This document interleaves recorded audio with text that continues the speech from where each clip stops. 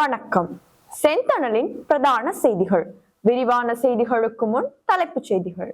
புதுசும் வேண்டாம் பழசும் வேண்டாம், யாழில் பாரிய போராட்டம். யாழ் பல்கலையில் தைட்டியை முன்னிறுத்திய ஒரு கலந்துரையாடல். வடக்கு கிழக்கில் ராணுவ மயமாக்கல் நில அதிகரிப்பை நிறுத்த அனுர் அரசுக்கு நோர்வே பகிரங்க அழுத்தம். கச்சத்தீவு புனித அந்தோணியார் ஆலய திருவிழாவில் 6000க்கும் மேற்பட்ட இலங்கை பக்தர்கள் பங்கேற்பு. தாயகத்தின் நீதிக்காக நோர்வே நாடாளுமன்றத்தில் குரல் கொடுத்த கம்ஷாயினி குணரத்னம் எம்பி. இலங்கையை உலுக்கிய தித்வா புயல், மண்ணில் புதையுண்ட பலர், அதிகாரிகள் வெளியிட்ட தகவல். தொடர்ந்து அதிரடி காட்டும் தங்க விலை, பெறுமதி குறையும் என காத்திருப்பவர்களுக்கான செய்தி. அனுராதபுரத்தில் ஒருவர் கொடூரமாக தாக்கப்பட்டு கொலை. ஜிந்திப்பட்டியில் துப்பாக்கிச்சூடு சம்பவத்துடன் தொடர்புடைய பெண் உள்ளிட்ட 2 கைது. 20,000 போதை மாத்திரைகளுடன் 3 கைது. சிவப்பு பிடியானை சந்தேக நபர் கட்டுநாயக்கவில் அதிரடி கைது. ஈரான் மீது பாரிய தாக்குதல் திட்டம், டிரம்பின் தாக்குதல் அதிர்ச்சியில் உலக நாடுகள். ஈரான் மீதான இஸ்ரேலின் அதிரடி தாக்குதல் பல மாதங்களாக குறிவைத்து தீட்டப்பட்ட ரகசிய திட்டம். தொடர்வன விரிவான செய்திகள். பயங்கரவாதத்திலிருந்து அரசாங்கத்தை பாதுகாக்கும் சட்டத்திற்கு எதிராக இன்றைய தினம் யாழ்ப்பாணத்தில் மாபெரும் கண்டன போராட்டம் ஒன்று முன்னெடுக்கப்பட்டது. பயங்கரவாத தடை சட்டத்தை நீக்கிவிட்டு அதற்கு பதிலாக பயங்கரவாதத்திலிருந்து அரசாங்கத்தை பாதுகாக்கும் சட்டத்தை அரசு கொண்டு வருவதற்கு முயற்சிக்கின்ற நிலையில் அந்த சட்டமானது மிகவும் மோசமானது என தெரிவித்து புதுசும் வேண்டாம் பழசும் வேண்டாம் என்று இந்த போராட்டம் முன்னெடுக்கப்பட்டது. யாழ்ப்பாண நூலகத்திற்கு முன்பாக ஆரம்பமான இந்த போராட்டம் A9 வீதி ஊடாக பேரணியாக சென்று வடக்கு மாகாண ஆளுநர் அலுவலகத்தை சென்றடைந்து அங்கு நிறைவுற்றது. போராட்டத்தில் ஈடுபட்டவர்கள் பதாதைகளை ஏந்தி புதுசும் வேண்டாம் பழசும் வேண்டாம், வடக்கும் கிழக்கும் தமிழர் தாயகம், காணாமல் ஆக்கப்பட்டோரது உறவுகளுக்கு நீதி வேண்டும், இனப்படுகொலை இராணுவமே வெளியேறு என கோஷமிட்டவாறு போராட்டத்தில் ஈடுபட்டனர். இந்த போராட்டத்தில் தவத்திரு வேலன் சுவாமிகள், மதகுருக்கள், சமூக மட்ட சிவில் அமைப்புகள், அரசியல் பிரமுகர்கள், காணாமல் ஆக்கப்பட்டோரது உறவுகள், இளைஞர்கள் மற்றும் யுவதிகள் என பலரும் கலந்து கொண்டனர். தனியார் காணியை ஆக்கிரமித்து அமைக்கப்பட்டுள்ள தைட்டி விகாரையை முன்னிறுத்தி கலந்துரையாடல் ஒன்று முன்னெடுக்கப்பட்டுள்ளது. அரசு மதமும் தனியார் காணியும் எனும் பொருளில் இந்த கலந்துரையாடல் யாழ்ப்பாண பல்கலைக்கழக ஆசிரியர் சங்கத்தினால் ஒழுங்கமைக்கப்பட்டுள்ளது. இதன் அடிப்படையில் நேற்று யாழ் பல்கலைக்கழக நூலக கேட்போர் கூடத்தில் கலந்துரையாடல் முன்னெடுக்கப்பட்டுள்ளது. வடக்கு கிழக்கில் சிங்கள பௌத்த மத சின்னங்களை முன்னிறுத்திய நில ஆக்கிரமிப்புகளில் முதன்மையான தைட்டி விவகாரத்தில் அரசு மதத்தை மையமாக கொண்ட தனியார் காணி உரிமைகள் தொடர்பாக எழுந்துள்ள சமூக, சட்ட, அரசியல் மற்றும் மனித உரிமை பரிணாமங்கள் மற்றும் இனத்துவ அரசு என்பவை தொடர்பில் இக்கலந்துரையாடலில் விவாதிக்கப்பட்டுள்ளது. யாழ் பல்கலைக்கழக விரிவுரையாளர் கலாநிதி திருவரங்கன், மூத்த சட்டத்தரணி கலாநிதி குருபரன், வழி வடக்கு பிரதேச சபையின் தவிசாளர் சுகீர்த்தன் மற்றும் தைட்டி விகாரையினால் நிலத்தினை இழந்த சுகுமாரி ஆகியோர் குறித்த கலந்துரையாடலில் தங்கள் கருத்துக்களை முன்வைத்துள்ளனர். யாழ் பல்கலைக்கழக ஆசிரியர் சங்க தலைவர் கலாநிதி விக்னேஸ்வரன் தலைமையில் நடைபெற்ற இக்குறித்த கலந்துரையாடலில் நாடாளுமன்ற உறுப்பினர்களான ஸ்ரீதரன் கஜேந்திரகுமார், முன்னாள் நாடாளுமன்ற உறுப்பினர் கஜேந்திரன், வடக்கு கிழக்கு மாகாண முன்னாள் முதலமைச்சர் வரதராஜ் பெருமாள், வழி வடக்கு பிரதேச சபை உறுப்பினர்கள், பல்கலைக்கழக மாணவர்கள், கல்வியாளர்கள், ஊழியர்கள், சமூக செயற்பாட்டாளர்கள் மற்றும் பொதுமக்கள் என பலரும் பங்கேற்று கருத்துக்களை பகிர்ந்து கொண்டமை குறிப்பிடத்தக்கது. இலங்கையின் வடக்கு மற்றும் கிழக்கு மாகாணங்களில் இடம்பெற்று வரும் நில அபகரிப்பு, இராணுவ மயமாக்கல் மற்றும் சிறுபான்மையினரின் மத உரிமைகள் மீதான கட்டுப்பாடுகள் குறித்து நோர்வே அரசு தனது ஆழ்ந்த கவலையை வெளிப்படுத்தியுள்ளது. அத்துடன் வலிந்து காணாமல் ஆக்கப்பட்டோர் விவகாரம் மற்றும் செம்மணி மனித புதைக்குழி உள்ளிட்ட விடயங்களில் வெளிப்படையான விசாரணைகள் நடத்தப்பட வேண்டும் என்றும் நோர்வே வலியுறுத்தியுள்ளது. நோர்வே நாடாளுமன்றத்தில் நேற்று முன்தினம் வியாழக்கிழமை நடைபெற்ற விசேட விவாதத்தின் போதே நோர்வே வெளிவிவகார அமைச்சர் எஸ்பென் பார்த் ஐட்டே இதனை தெரிவித்துள்ளார். நோர்வே நாடாளுமன்ற உறுப்பினர் கம்ஷாயினி குணரத்னம் எழுப்பிய கேள்விக்கு பதிலளிக்கும் போதே அவர் இதனை தெரிவித்தார். அமைச்சர் மேலும் குறிப்பிட்டதாவது, 2024 ஆண்டு நடைபெற்ற ஜனாதிபதி மற்றும் பொது தேர்தல்கள் இலங்கையில் ஒரு புதிய அரசியல் சூழலை உருவாக்கியுள்ளன. ஜனாதிபதி அனுரகுமார் திசாநாயக்க தலைமையிலான புதிய அரசு ஊழல் ஒழிப்பு, பொருளாதார மறுசீரமைப்பு மற்றும் சட்டத்தின் ஆட்சியை உறுதிப்படுத்துதல் போன்ற வாக்குறுதிகளை வழங்கியுள்ளது. இந்த மாற்றங்களை நோர்வே வரவேற்கின்றது. இருப்பினும் வடக்கு மற்றும் கிழக்கு மாகாணங்களிலும் இன்றும் பல சவால்கள் நிலவுகின்றன என்பதை நாம் அறிவோம். குறிப்பாக நில அபகரிப்பு, இராணுவமயமாக்கல் மற்றும் சிறுபான்மையினரின் மத உரிமைகள் மீதான கட்டுப்பாடுகள் குறித்த தகவல்கள் எமக்கு கிடைத்துள்ளன. இது தொடர்பாக நாம் இலங்கை அரசுடன் நேரடியாக கலந்துரையாடி வருகின்றோம். வலிந்து காணாமல் ஆக்கப்பட்டோர் விவகாரம் மற்றும் செம்மணி உள்ளிட்ட பகுதிகளில் கண்டெடுக்கப்பட்ட மனித எச்சங்கள் தொடர்பான விசாரணைகள் நியாயமான முறையிலும் வெளிப்படையானதாகவும் நடத்தப்பட வேண்டும் என்பதில் நோர்வே உறுதியாக உள்ளது. உண்மை கண்டறியப்படும் போது மாத்திரமே பாதிக்கப்பட்ட குடும்பங்களுக்கு நீதியை பெற்றுத்தர முடியும். இலங்கையில் பொறுப்பு குரலை வலியுறுத்தி ஐக்கிய நாடுகள் மனித உரிமைகள் பேரவையில் முன்னெடுக்கப்படும் தீர்மானங்களுக்கு நோர்வே தொடர்ந்து ஆதரவு வழங்கி வருகின்றது. 2019 ஆண்டு இடம்பெற்ற உயிர்த்த ஞாயிறு தின குண்டு தாக்குதல் மற்றும் அதன் பின்னரான விசாரணைகள் குறித்தும் தாம் கவனம் செலுத்தி வருகின்றோம். இலங்கை அரசு சர்வதேச சமூகத்துக்கு வழங்கிய வாக்குறுதிகளின்படி மனித உரிமை மீறல்கள் தொடர்பாக நேர்மையான விசாரணைகளை முன்னெடுக்க வேண்டும் என தெரிவித்துள்ளார். கச்சத்தீவு புனித அந்தோணியார் ஆலயம் உயர் திருவிழாவிற்காக ஆயிரக்கணக்கான மக்கள் பங்கேற்றுள்ளதாக தெரிவிக்கப்பட்டுள்ளது. நேற்று நடைபெற்ற திருவிழாவில் குறிக்கட்டுவான் இறக்கத்துறையிலிருந்து 4439 பக்தர்களும், நெடுந்தீவிலிருந்து 450 பக்தர்களும், ஊர்காவல்துறையிலிருந்து 434 பக்தர்களும் பங்கேற்றிருந்தனர். இந்நிலையில் குறிக்கட்டுவான் மற்றும் காங்கேசன் துறையிலிருந்து மேலும் 500 பக்தர்கள் சென்றடைவார்கள் என தெரிவிக்கப்பட்டுள்ளது.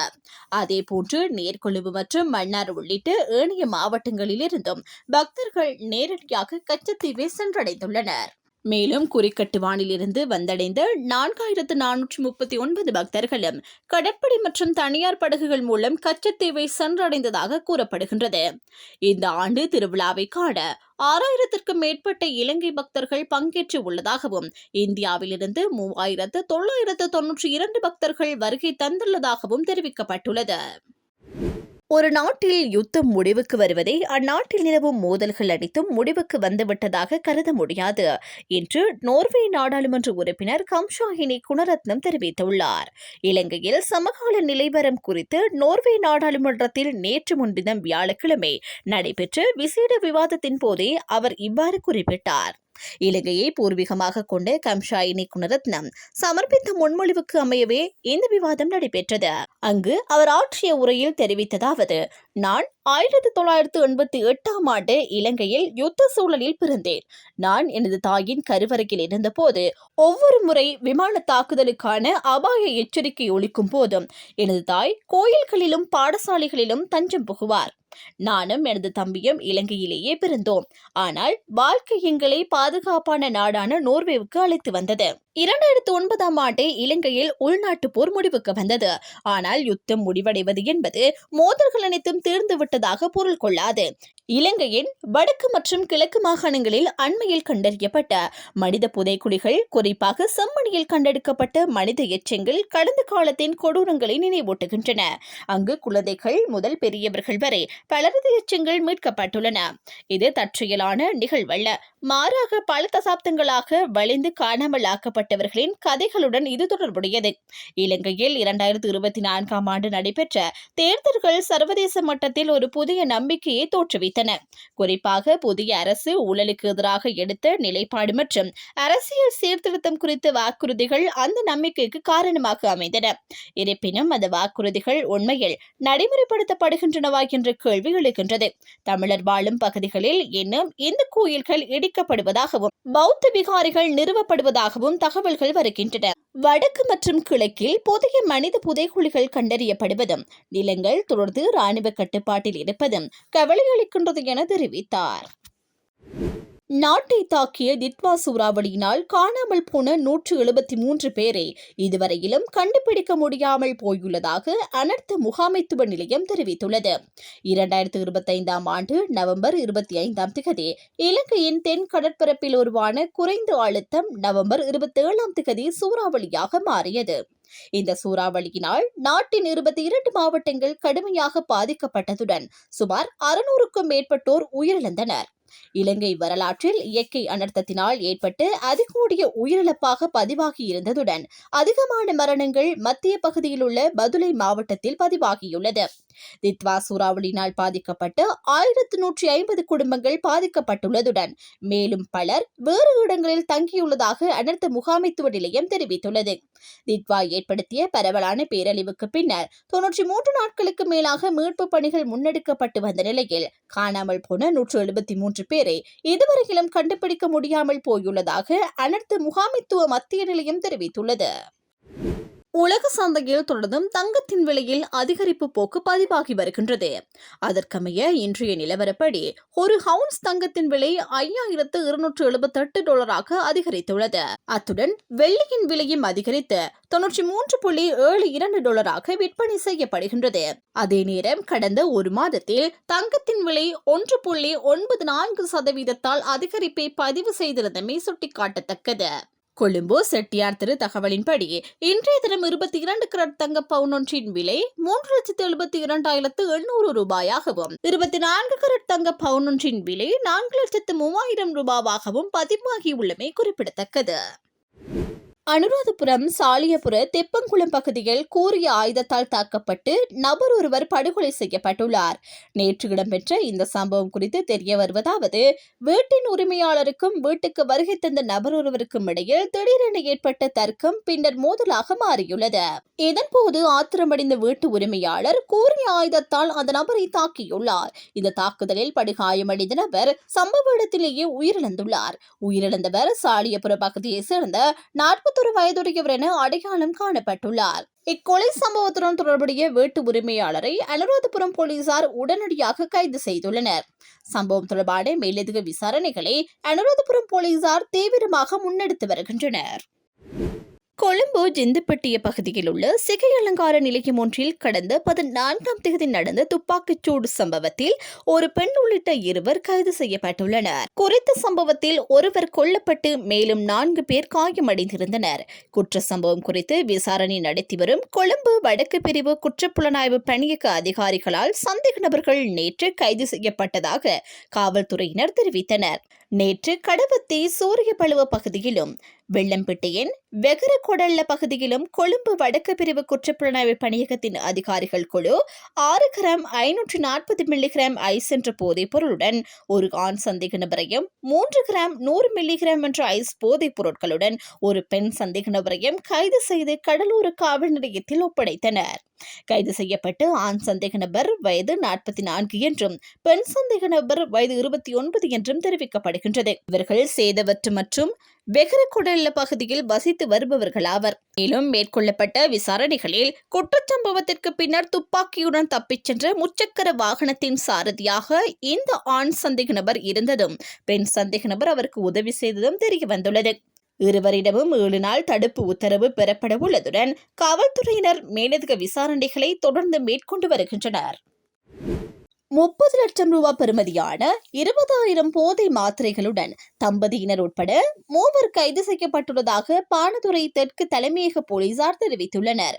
இவ்வாறு கைது செய்யப்பட்டவர்கள் பாணதுறை மற்றும் எக்குடு உயர பிரதேசங்களை சேர்ந்த 37, 20 மற்றும் 19 வயதுடையவர்கள் என போலீசார் குறிப்பிட்டுள்ளனர். போலீசாருக்கு கிடைத்த ரகசிய தகவலுக்கு அமைய பாணதுறை உடகம் உள்ள பகுதியில் மேற்கொள்ளப்பட்ட சோதனையின் போது 20,000 போதை மாத்திரைகளுடன் சந்தேக நபர்கள் கைது செய்யப்பட்டுள்ளனர்.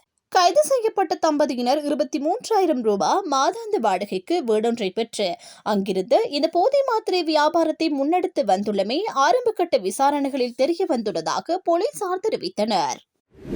இலங்கையில் இரட்டை கொலை சம்பவத்தை மேற்கொண்டு சந்தேக நபர் ஒருவர் வெளிநாட்டிலிருந்து வருகை தந்த போது கைது செய்யப்பட்டுள்ளார். குறித்த சந்தேக நபர் நேற்று கட்டார் நாட்டிலிருந்து நாட்டை வந்தடைந்த போது குற்றப்புலனாய்வு திணைக்கள அதிகாரிகளால் கட்டுநாயக்க விமான நிலையத்தில் வைத்து கைது செய்யப்பட்டுள்ளார். 2022 3ஆம் மாதம் 24ஆம் தேதியன்று கடவத்தை காவல்துறை பிரிவில் மோட்டார் சைக்கிளில் பயணித்த 2 மீது T56 ரக துப்பாக்கியால் சுடப்பட்டு இந்த இரட்டை கொலை சம்பவம் இடம்பெற்றது. இந்த குற்றச்செயல் தொடர்பில் ஏற்கனவே கைது செய்யப்பட்டிருந்த குறித்த சந்தேக நபர் மகர நீதவான் நீதிமன்றத்தினால் விளக்கமறியலில் வைக்கப்பட்டார். வைக்கப்பட்டிருந்தார். பின்னர் பிணையில் விடுதலையான அவர் நீதிமன்ற உத்தரவுகளை மீறி வெளிநாட்டுக்கு தப்பிச் சென்றிருந்த நிலையில் அவருக்கு எதிராக சர்வதேச சிவப்பு பிடியாணை பிறப்பிக்கப்பட்டிருந்தது. இந்த நிலையில் இவர் நாட்டை வந்தடைந்த போது குற்றப்புலனாய்வு திணைக்கள அதிகாரிகளால் கைது செய்யப்பட்டார். கைது செய்யப்பட்டவர் சியம்பலாபே பிரதேசத்தைச் சேர்ந்த 32 வயதுடையவர் எனவும் கடவத்தை காவல்துறையினர் இது தொடர்பான மேலதிக விசாரணைகளை முன்னெடுத்து வருகின்றமை குறிப்பிடத்தக்கது. அமெரிக்கா சிறிது நேரத்திற்கு முன்பு ஈரானில் பெரிய போர் நடவடிக்கைகளை தொடங்கியதாக அந்நாட்டு ஜனாதிபதி டொனால்ட் ட்ரம்ப் அறிவித்துள்ளார். ஈரானிய ஆட்சியின் உடனடி அறிவுறுத்தல்களை நீக்குவதன் மூலம் அமெரிக்க மக்களை பாதுகாப்பதே எங்கள் நோக்கம் என தெரிவித்துள்ளார். மேலும் ஈரானில் உள்ள ஏவுகணைகளை இல்லாமல் செய்வோம் என்றும் கூறியுள்ளார். இதில் மிக பாரிய தாக்குதல் திட்டம் வடிவமைக்கப்பட்டுள்ளதாகவும் ட்ரம்ப் தெரிவித்துள்ளார். இது மிகவும் கடினமான பயங்கரவாத மக்களின் ஒரு தீய குழுவாகும் என்று ட்ரம்ப் தனது ட்ரூத் சோஷியல் கணக்கில் வெளியிட்டுள்ள காணொலி ஒன்றை வெளியிட்டு கூறி மேலும் அணு ஆயுத பயன்பாட்டை இல்லாது செய்வோம் என்றும் அமெரிக்க ராணுவத்தின் பலத்தை ஈரான் இதன் பின்னர் விளங்கிக் கொள்ளும் என்றும் சுட்டிக்காட்டியுள்ளார். எனினும் தாக்குதல் இஸ்ரேலுடன் இணைந்து நடத்தப்படுகின்றன என்பதை அவர் குறிப்பிடவில்லை. அமெரிக்காவுக்கும் இஸ்ரேலுக்கும் ஈரான் மீது சற்று முன்னர் ஆரம்பித்துள்ள தாக்குதல் மத்திய கிழக்கில் உச்சக்கட்ட போர் பதற்றத்தை ஏற்படுத்தியுள்ளது. ஈரான் மீதான வான்வெளி தாக்குதலை தீவிரப்படுத்தியுள்ள இஸ்ரேல் அந்நாட்டு அதிபரின் அதிகாரப்பூர்வ இல்லம் மற்றும் முக்கிய உளவுத்துறை அலுவலகங்கள் உட்பட 30 இடங்களை துல்லியமாக தாக்கி அளித்துள்ளதாக தகவல்கள் தெரிவிக்கின்றன. இஸ்ரேலிய பாதுகாப்பு அமைச்சர் இஸ்ரேல் முழுவதும் அவசர கால நிலையை உடனடியாக அறிவித்துள்ளார். இஸ்ரேலிய பாதுகாப்பு படைகள் பொதுமக்கள் வெடிகுண்டு முகாம்களுக்கு அருகில் இருக்கவும் தேவையற்ற பயணங்களை தவிர்க்கவும் அறிவுறுத்தியுள்ளன. மேலும் பாடசாலைகள் மற்றும் பிற கல்வி நிறுவனங்கள் தற்காலிகமாக மூடப்பட்டுள்ளன. ஈரான் மீதான இஸ்ரேலிய தாக்குதல் பல மாதங்களாக வாஷிங்டனுடன் நெருக்கமான ஒருங்கிணைப்பில் திட்டமிடப்பட்டதாக இஸ்ரேலிய பாதுகாப்பு அதிகாரியை மேற்கோள் காட்டி செய்தி வெளியாகியுள்ளது. இந்த தாக்குதலுக்கான திகதி பல வாரங்களுக்கு முன்பே முடிவு செய்யப்பட்டதாகவும் தெரிவிக்கப்பட்டுள்ளது.